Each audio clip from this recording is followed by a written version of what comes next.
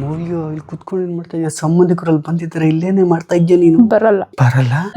ಯಾಕೆ ಬರಲ್ಲ?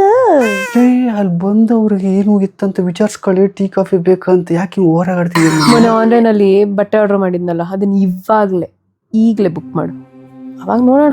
ಈ ಸಮಯನ ಯೂಸ್ ಮಾಡ್ಕೊಂಡು ಓರಾಗಾಡ್ತಿದ್ಯಾ?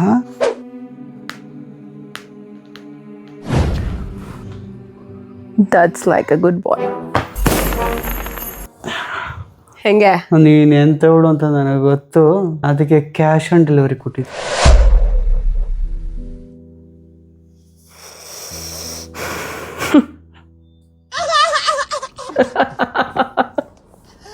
ಯಾಕೆ